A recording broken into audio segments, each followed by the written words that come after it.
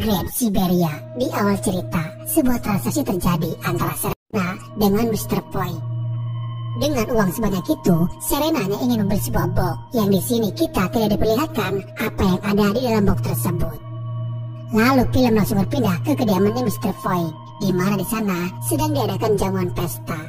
Seorang pria secara tak sengaja bertemu dengan Serena. Sedikit perbincangan yang berujung mereka saling berkenalan. Pria itu mengaku kalau dirinya bernama Joy. Joy ini tamu undangan yang sengaja diundang oleh Mr. Void. Tiba-tiba saja Serena mengarahkan dia untuk menuju ke sebuah ruangan lain. Sedikit bertanya-tanya, lalu Joy pun datang ke sebuah ruangan yang dimaksud. Terlihat ruangan yang sepi tanpa ada orang sama sekali. Di sana dia melihat ada sebuah benda seperti sebuah kubus yang terpajang. Kubus yang terlihat unik dan aneh itu menarik perhatian Joy.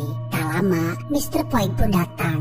Joy yang merasa tidak enak hati sudah lancang masuk ke ruangan itu dan memegang kubus tersebut. Tapi Mr. Void sendiri membiarkan Joy untuk tetap memegangnya. Mr. Void menjelaskan kalau itu adalah sebuah teka-teki puzzle. Dan Mr. Void menyuruh Joy untuk memecahkan teka-teki yang ada di puzzle kubus tersebut. Joy lalu mencoba untuk memutarkan beberapa tuas. Tak lama kemudian kubus itu bisa merubah bentuknya sendiri. Perlahan Joy sedikit mulai paham mencoba untuk menyelesaikan teka-tekinya dengan melakukan beberapa putaran kembali. Namun di putaran terakhir, dengan cepat benda itu mengeluarkan sebuah pisau kecil yang melukai tangannya. Efek dari setelah tangannya terluka membuat penglihatannya mulai kabur. Tak lama kemudian datang sesosok makhluk dari dunia berbeda. Di saat Joy sedang tersiksa diburu oleh makhluk dari neraka, sementara Mr. Void mengambil benda itu lalu menancapkannya menjulang ke arah langit. Mr. Void seperti sedang menyembah kepada sesuatu. Lalu dia meminta imbalan dengan menyebut nama Leviathan. Dia meminta sesuatu dari apa yang sudah dia kerjakan. Dan mesin film pun dimulai. 1 tahun kemudian, kita diperkenalkan kepada Riley, tokoh utama dalam film. Chopper sebagai kekasih Riley, Matt sebagai kakak Riley, Colin dan Nora sebagai kerabat mereka. Diceritakan hubungan adik kakak antara Riley dengan Matt kurang begitu baik. Matt tidak suka kalau Riley berhubungan dengan Chopper, pria pengangguran yang tidak jelas asal-usulnya. Namanya juga cinta, semakin dilarang malah semakin nekat. Di suatu momen, mereka berdua pun sudah mulai muak dengan kehidupan yang mereka jalani saat ini. Anak muda pengangguran yang hanya ingin bersenang-senang saja. Mereka pun mencoba memikirkan sesuatu hal yang lebih berguna. Saat itu muncul sebuah ide gila dari Chopper, mengajak Riley untuk mencuri barang di sebuah gudang tempat pengiriman ekspedisi. Trapper mendapat bocoran katanya ada barang berharga yang akan dikirim. Dan barang itu kini masih tersimpan di gudang penyimpanan. Namun Trapper sendiri tidak tahu sebenarnya apa barang berharga tersebut. Yang dia tahu barang itu kepunyaan dari seseorang yang kaya raya. Tanpa berpikir panjang, akhirnya mereka berdua pun datang ke gudang yang dimaksud. Singkat cerita, mereka pun berhasil mendapatkan barang berharga tersebut, yang ternyata hanya sebuah kubus yang terbuat dari logam. Kubus puzzle yang pernah dimainkan oleh Joy. Trapper yang merasa kecewa karena menemukan barang yang tidak berguna seperti itu. Tapi saat itu Riley yang melihatnya masih tertarik dan meminta kepada Trapper jika dia tidak menginginkan kubus tersebut, biarlah Riley yang akan membawanya. Riley lalu kembali pulang setelah ia mendapatkan kubus tersebut. Saat dia melihat kubus itu, Riley merasa ada sesuatu yang aneh dengan kubusnya. Dengan perlahan memperhatikan secara detail setiap sudut yang ada di kubus. Hingga tak sengaja dia memutarkan beberapa bagian dari puzzle kubus itu. Semakin dia memainkan puzzle-nya, semakin dia terlarut untuk terus memutar beberapa bagian lainnya. Dan sampai pada bagian akhir, dia dikagetkan keluar pisau kecil yang hampir saja melukai tangannya. Riley semakin kagum sekaligus terheran dengan kubusnya. Tak lama kemudian, tiba-tiba ada hembusan angin yang mulai dia rasakan. Dan anehnya hembusan angin tersebut membuat Riley dibuat tak berdaya dan malah berbaring di sana. Antara sadar dan tidak sadar, namun Riley sempat melihat ada sesosok makhluk yang memperhatikan dirinya. Sontak membuat dia menjadi terbangun kembali. Lalu tiba-tiba sesosok makhluk yang entah dari mana datangnya sudah ada di belakang Riley. Makhluk itu mengajak Riley untuk ikut bersama mereka dan mengatakan kalau Riley adalah orang yang terpilih. Si iblis itu mengajak Riley berkomunikasi. Dia mengatakan dari apa yang sudah Riley lakukan, memainkan puzzle kubusnya, secara tidak sadar Riley sudah terikat perjanjian dengan si iblis. Dan Riley juga sudah dianggap setuju untuk melengkapi apa yang diminta oleh si iblis. Mau tidak mau Riley harus melanjutkan apa yang sudah dia mulai. Walaupun Riley sebenarnya tidak tahu apa yang mereka inginkan. Tapi kini di darinya Riley tiba-tiba terlihat muncul sebuah lingkaran. Dan itu sebagai tanda kalau perjanjian dari si iblis sudah tercipta dengan dirinya. Pisau yang keluar dari kubus seharusnya untuk melukai Riley. Namun karena dia beruntung tidak mengenai tangannya, maka pisaunya akan terus terbuka mencari mangsa sampai kubus itu mendapatkan darah. Walaupun pisau tersebut tidak mengenai tangannya Riley, namun si iblis akan mencari orang-orang terdekat Riley yang akan dijadikan sebagai penggantinya. Dan di dadanya keluar sebuah rantai yang mengarah kepada Matt, kakaknya yang sedang tertidur. Matt terbangun karena merasa mimpi yang dialaminya seperti nyata. Seketika timbul rasa khawatir terhadap Riley. Di malam itu juga dia mencoba untuk mencarinya. Dan benar saja Matt menemukan Riley yang sudah tergeletak di sana.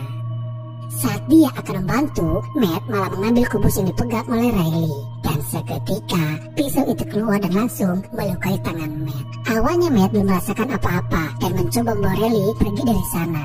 Tapi sebelum pergi dia sempat ke kamar mandi untuk membersihkan luka tangannya. Di luar Riley yang menunggu melihat kubus itu bergerak dengan sendirinya. Matt mulai merasakan gejala yang membuat penglihatannya menjadi kabur.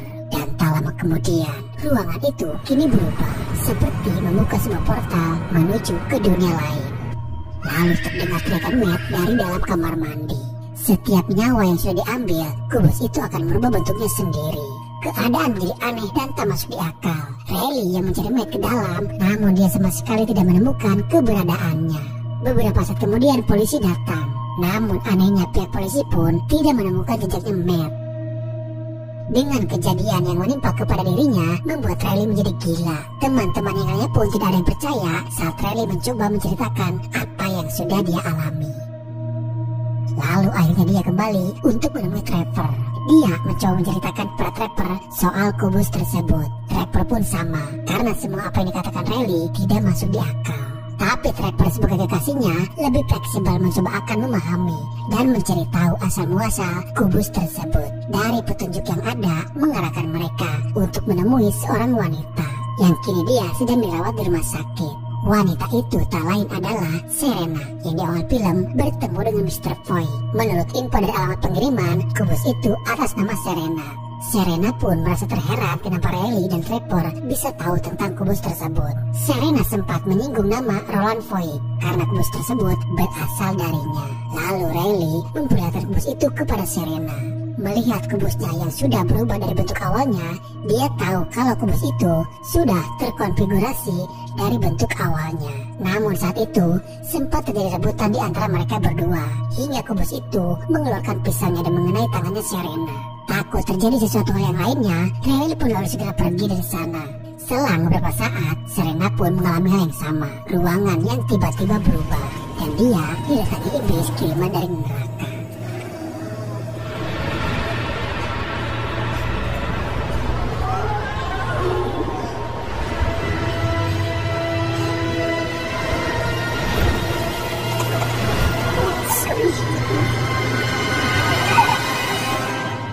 Riley mencari tahu soal Roland Foy, nama yang sempat disebutkan oleh Serena.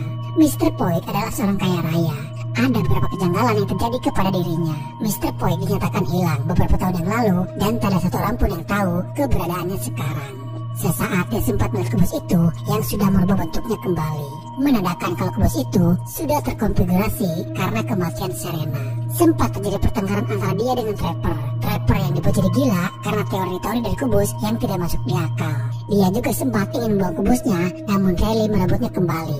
Riley yang tahu soal kubus itu dan ia merasa kalau kubus tersebut bisa membantunya untuk mengembalikan Matt, kakaknya yang hilang. Walaupun Trevor sudah tidak lagi mau membantu, tapi Riley tetap nekat mendatangi ke kediamannya Mr. Foy. Terlihat kediaman Mr. Foy yang sudah tak berpenghuni dan bahkan sudah tidak terurus.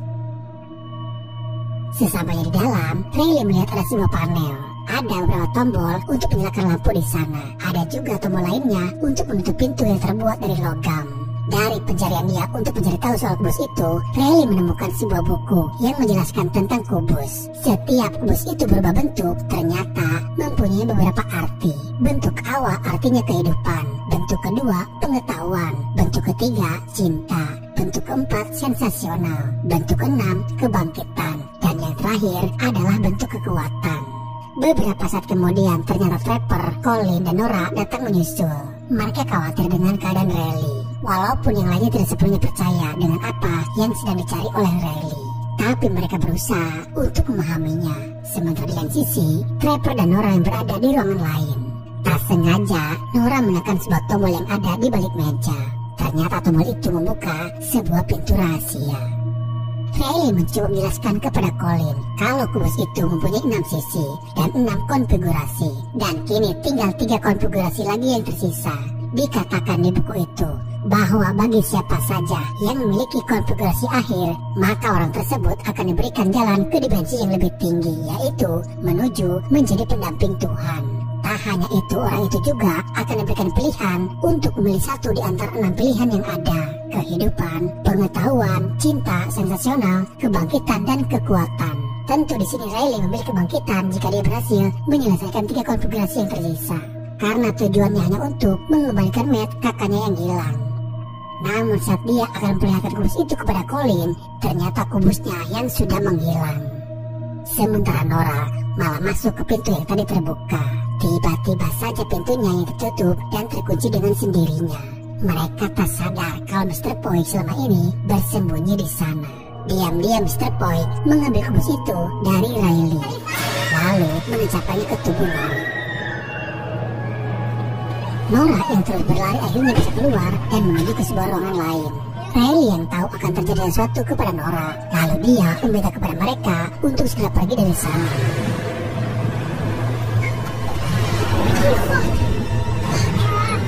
Tapi kemanapun mereka pergi, takdir kematian Nora sudah tak bisa lagi dihindari. Perlahan Nora dibawa ke alam yang berbeda. Lalu iblis itu mulai mendatangi Nora layaknya malaikat pencabut nyawa. Tubuh Nora yang terikat dan ditarik rantai. Di detik-detik menuju kematiannya, Nora sempat membaca doa meminta ampunan kepada Tuhan.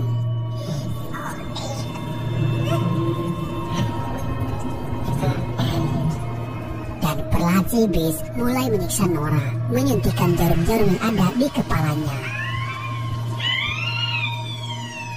Tak lama kemudian, salah satu iblis mulai memangsa organ dalam tubuh Nora. Mereka tidak menduga kemanapun mereka pergi sama sekali tidak bisa menolong Nora. Kini mereka harus terjebak di hutan. Mobil yang mereka bawa pun malah masuk ke dalam semak-semak. Demi keselamatan semuanya, Trapper menyarankan untuk mereka kembali ke rumah Mr. Foy dan menunggu pagi datang. Di saat Colin dan Trapper sedang bertengkar, Riley yang sudah tertahan dan tak ingin ada korban lagi, dia lalu mencoba akan membuang kubus itu ke sebuah sungai. Namun tiba-tiba si iblis datang mencegah agar Riley tidak membuangnya. Iblis itu mencoba untuk menghasut pikiran dia dengan iming-iming kakaknya akan kembali jika Riley berhasil menyelesaikan 2 konfigurasi lagi. Tapi tadi diduga Riley malah sengaja memutar kubusnya dan pisau yang keluar akhirnya melukai tangan Riley sendiri. Tak berselang lama setelah Trapper dan Colin menemukan Riley, para pasukan iblis itu kini mulai keluar untuk memburu Riley.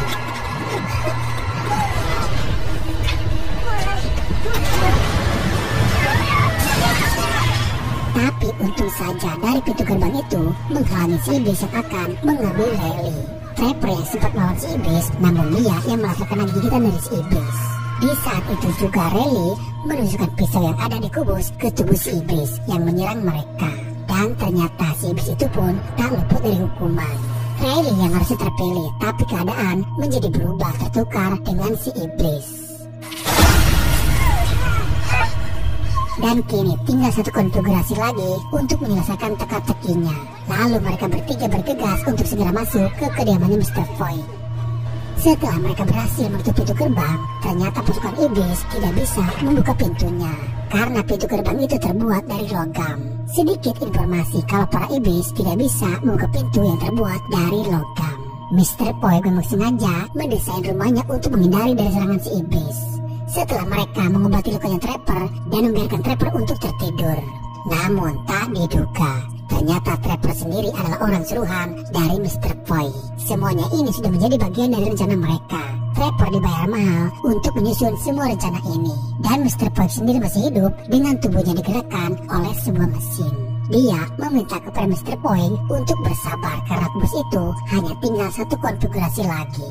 Setelah Riley tahu kalau kubus itu juga bekerja kepada si iblis, akhirnya dia menyusun rencana untuk menyebab si iblis masuk. Dan nanti untuk menyelesaikan konfigurasi terakhir akan menggunakan tubuh dari si iblis. Dia pun keluar, berpura-pura ingin menyerahkan dirinya.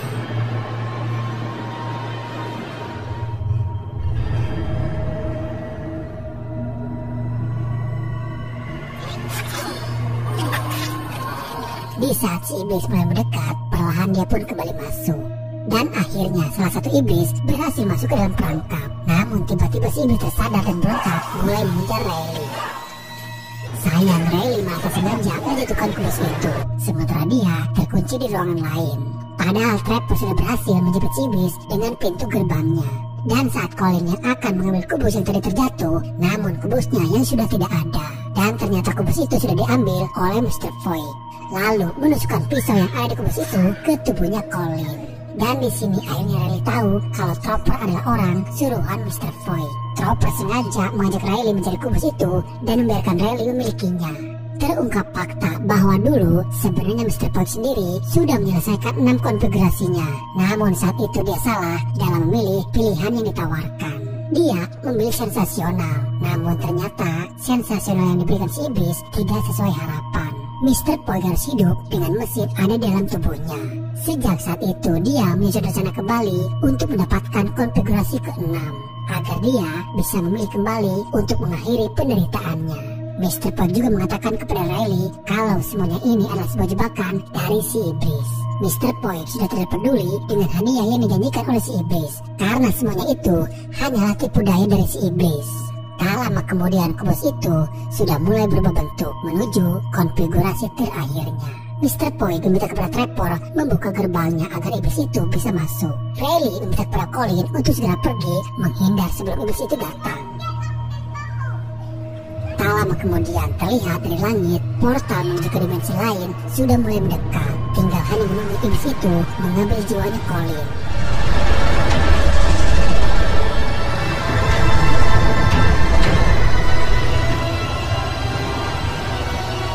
Sebelum si iblis membunuh Colin, Mr. Void masih menahan iblis lainnya.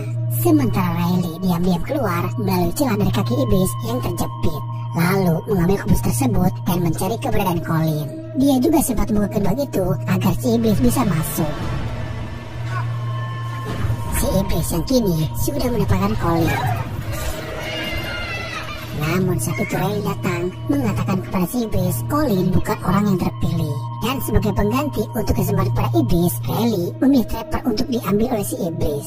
Di saat bersamaan ketika si iblis mengambil Mr. Void, ternyata si iblis mempunyai ketertarikan terhadap jiwa tamatnya Mr. Void dan akan menjadikan dia sebagai salah satu budak dari iblis Leviathan di masa depan. Mesin yang selama ini ada dalam tubuhnya terlepas, sekaligus mengakhiri penderitaannya.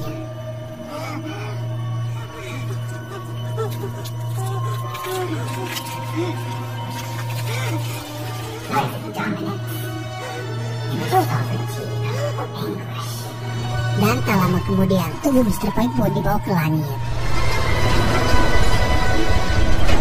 Riley menusukkan kubus itu ke tubuhnya Trapper. Dan di sini akhirnya Trapper lah yang menjadi pengganti Colin.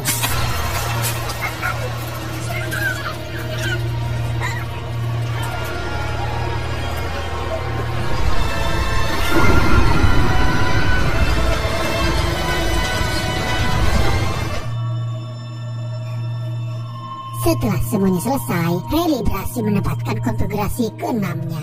Dan kini mendapat kesempatan untuk dia mengklaim hadiah yang sudah dijanjikan. Di antara 6 pilihan, Riley diminta untuk memilih salah satunya. Yang awalnya Riley ingin berniat menolong kakaknya yang hilang, tapi dia sadar teringat ucapan dari Mr. Void. Kakaknya yang sudah mati tidak akan pernah bisa untuk hidup kembali. Dan dia tahu kalau semua pilihan yang ditawarkan oleh si iblis hanyalah sebuah jebakan. Tidak ada kebahagiaan yang diberikan oleh si iblis. Riley memilih untuk tidak memilih salah satu pun dari pilihan yang ditawarkan si iblis kepadanya. Namun ternyata liciknya jebakan si iblis dengan Riley memilih untuk tidak memilih dari 6 pilihan yang ditawarkan. Itu sama saja Riley sudah memilih konfigurasi ratapan, yang berakibat Riley akan menjalani sisa hidupnya dengan terus-menerus meratapi kehidupannya dan dengan rasa penyesalan. Tak lama, para pasukan iblis pun menghilang. Riley membiarkan bus itu berada di lantai dan kembali pulang dengan penuh rasa penyesalan.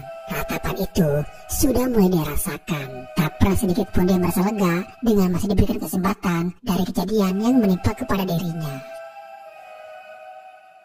Sementara Mr. Fogg yang dibawa ke langit, kini dia diberikan kekuatan. Tubuhnya berubah dan menjadi budak iblis Leviathan. Lalu di sini film pun selesai.